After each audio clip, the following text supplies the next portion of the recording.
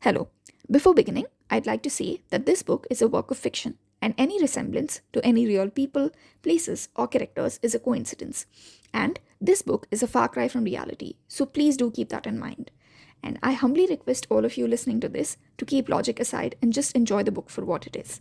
And while constructive criticism is always welcome, know that criticism does not have to be rude or condescending. Please remember that kindness can go a long way. And even though you cannot see me, it doesn't change the fact that I am human. And no, it has nothing to do with me being too sensitive or not being strong or brave enough. Instead, it is a matter of all of us being human enough to respect and value each other. I'd like to add that this is my first story, so please bear with me if there are any mistakes, and please support me in my journey. Now, with all of that said and done, let's get right into it. Introduction. This is the story of two people who ideally would never have met, but the universe had other plans for them. They meet in unexpected circumstances and their lives collide to become one. But what they do not realize is that nothing in this world happens as an accident. This is the story of Arjun and Diya, who belong to two different worlds but are brought together by fate. Chapter 1. Somewhere deep in the forests of India, a woman was running, barefoot, clothes torn, bleeding and battered, almost on the verge of death, hoping and praying to God that her plan worked, and hoping against all hope that the demon chasing her was fooled enough to not realize her plan. But on the way, she stumbled on a rock and fell face first on the floor, cursing herself for her clumsiness at a time like this, and the fear and certainty of her imminent death almost made her want to give up. But she knew she couldn't, not after everything she had done, and not when she was so close to her plan working. She knew she cannot stop, so she gathered what little energy she could to get up and start running. She could hear the steps of her chaser coming nearer, as her energy drained and her body began to give up. Just as she was about to collapse out of exhaustion, she ran into someone. She thought it was her chaser, the demon she was running from. But the person holding her as she collapsed in a heap felt different, felt safe. She knew her end was near, but something in her told her that she could trust him. So, summoning the last bit of energy left in her body, she said, "Temple, children, save." And all she saw before closing her eyes were the blue eyes of the man in whose arms she was, and her world went blank. 3 months later, there was hustle and bustle in the house of the Nandas. The Nandas were one of the richest and the most powerful business families in India.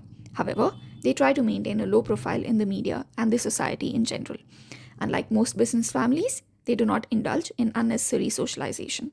They keep their professional life outside their home as much as they can, so as to not let it affect their family life, something instilled upon them by the eldest member of their family, Rana Vikram Nanda, grandfather of Arjun Nanda. Hailing from one of the oldest and most powerful royal families of ancient India, they did not depend solely on their previous wealth, riches, and prestige, but carved out a business empire for themselves after the British left. They started from scratch and today became one of the most wealthiest and powerful families in the world, all the while making sure that their privacy was not compromised. The family in itself is extremely kind and loving, not foolish but not condescending either. They do not look down on people just because someone is not rich enough or powerful enough. They respect people for who they are, and in their home, everyone, including the house help, is treated with respect and are treated as a part of their family as much as outsiders can be. Most of the children of the older staff members have been educated in their own foundations and are living their own lives. Most of the younger staff members are orphans who were rescued from prostitution homes or from extremely poor or abusive families, all the while providing them good education and a place to stay, and thus giving them the opportunity to improve their lives. Now, let us meet the members of the Nanda family, eldest to youngest. Rana Vikram Nanda, father of Ashok and grandfather of Arjun. Rana Ashok Nanda and Niyara.V Nanda, parents of Arjun Nanda. Abhijit Srivastava and Devika Srivastava, brother and sister-in-law of Niyara.V. Arjun Nanda, Ashok and Indira's son. Gautam Srivastava, Abhijit and Devika's elder son. Varun Srivastava, Abhijit and Devika's younger son. Yes, I do know that it's a small chapter, but bear with me, the story will gradually unfold. And you won't be disappointed.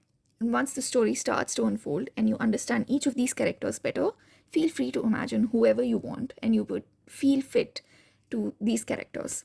So until then, see you next week. Take care. Bye-bye.